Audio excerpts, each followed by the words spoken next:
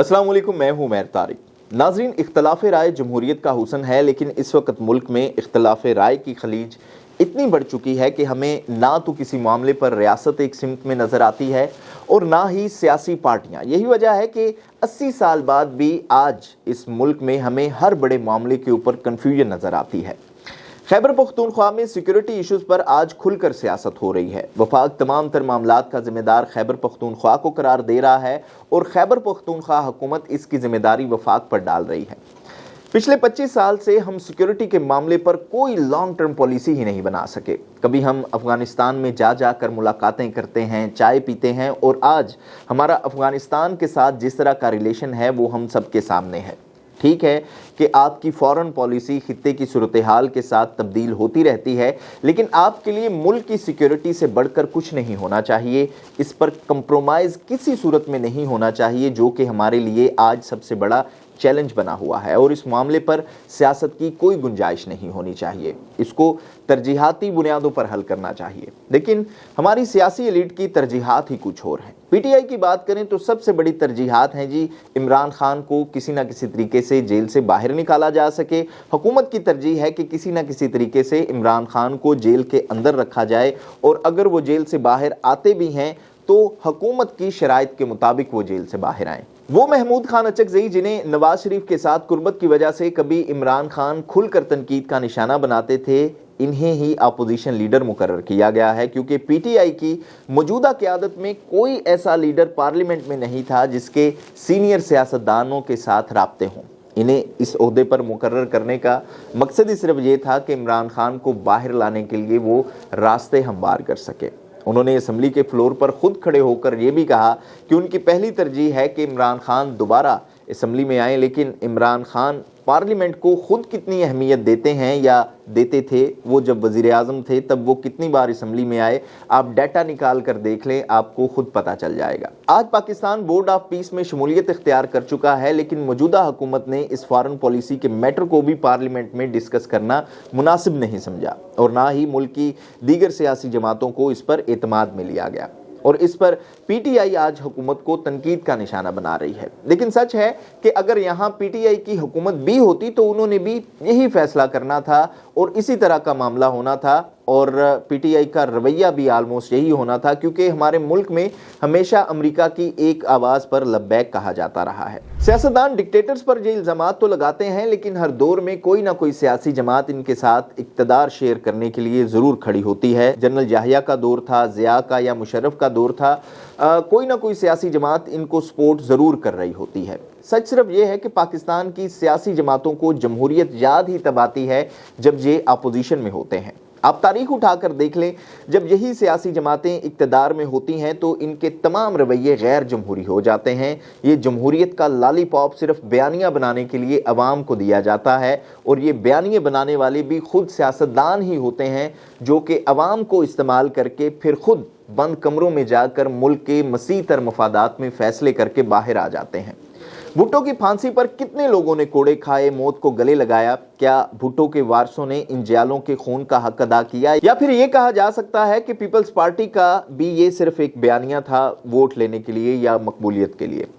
इमरान खान आज जमहूरियत के चैंपियन बने हुए हैं, लेकिन इनके दौर में जो कुछ होता रहा है, ये किस रास्ते से इक़्तिदार में आए, इनके दौर में फ़ैसलों का इख्तियार किसके पास था, वो खुद बताते हैं, और इनके दौर में पार्लियामेंट को कितनी अहमियत दी गई। सादिक संजरानी के खिलाफ तहरीक अदम एतमाद किस तरह से नाकाम हुई थी, क्या तब सहाफ़ी नहीं उठाए जाते थे?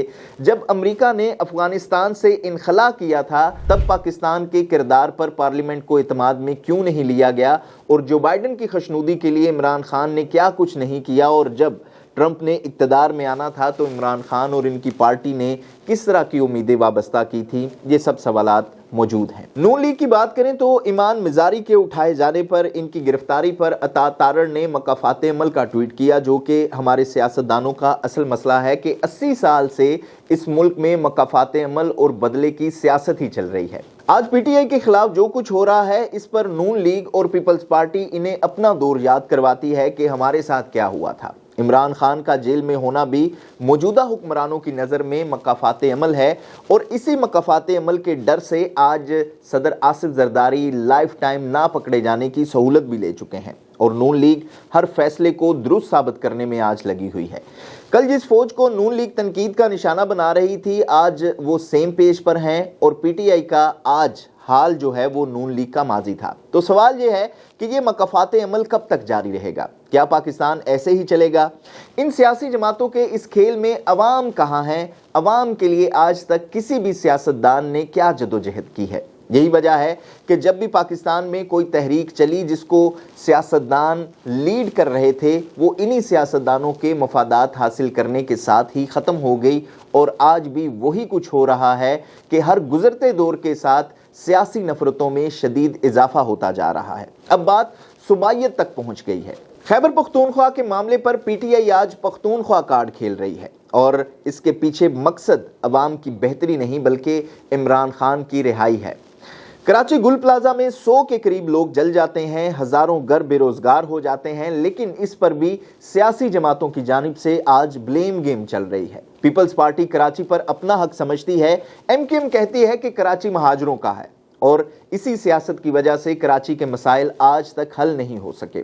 گورننس نام کی اس ملک میں آپ کو کہیں کوئی چیز نظر نہیں آئے گی، کیونکہ ہمیں ملک پر بھی حکومت کرنی ہے اور صوبوں پر بھی۔ یہی وجہ ہے کہ پاکستان کی سیاسی ایلیٹ آج تک صوبوں کی تقسیم سے بھاگتی ہے۔ اس ملک میں آج تک سب سے مقبول بیانیہ ہمیشہ سے فوج اور اسٹیبلشمنٹ کے خلاف رہا، جس پر تمام سیاسی جماعتوں نے کسی نہ کسی دور میں الیکشن بھی لڑا اور آپ کہہ لیں کہ ووٹ بھی حاصل کیا۔ پچھلے 25 سال سے ہم سیکیورٹی کے معاملے پر کوئی لانگ ٹرم پالیسی ہی نہیں بنا سکے۔ کبھی ہم افغانستان میں جا کر ملاقاتیں کرتے ہیں، چائے پیتے ہیں، اور آج ہمارا افغانستان کے ساتھ جس طرح کا ریلیشن ہے وہ ہم سب کے سامنے ہے۔ ناظرین، اس ملک میں آج تک سب سے مقبول بیانیہ ہمیشہ سے فوج اور اسٹیبلشمنٹ کے خلاف رہا، جس پر تمام سیاسی جماعتوں نے کسی نہ کسی دور میں الیکشن لڑا ہے۔ کبھی پاکستان کھپے، کبھی ووٹ کو عزت دو، اور کبھی کیا ہم کوئی غلام ہیں، کیونکہ یہ آسان اور ون لائنر بیانیہ ہے، اور اس کے نتیجے میں انہیں ووٹ بھی اور اقتدار بھی ملا، لیکن اس کا نتیجہ کیا نکلا وہ آپ کے سامنے ہے۔ سچ یہ ہے کہ سیاسی جماعتوں کو صرف اقتدار چاہیے، اس کے لیے نہ کوئی اصول ہے اور نہ ہی کوئی نظام۔ جمہوریت کا کردار ہمارے ملک میں صرف ایک سیاسی نعرے کا ہے، اور پارلیمنٹ کا کردار ہمارے ملک میں صرف ایک عمارت کا ہے، جہاں پر جا کر سیاستدان پھر سے وہی اپنی سیاسی تقریریں کرتے ہیں، اور اسی مکافات عمل کو اگلے دور کے لیے منتقل کر دیا جاتا ہے۔ آپ اس حوالے سے کیا رائے رکھتے ہیں، اور آپ پاکستان کے اس سیاسی نظام اور جمہوری نظام سے کتنے مطمئن ہیں؟ کمنٹ باکس میں ضرور بتائیے گا، اور ہمیشہ کی طرح آپ سے وہی درخواست کہ ہمارے اس چینل کو سبسکرائب بھی ضرور کیجیے گا، تاکہ آپ کے پاس ہماری ہر آنے والی ویڈیو بر وقت پہنچتی رہا کرے۔ اپنا خیال رکھیے گا، دیکھتے رہیے گا نیوز الرٹ۔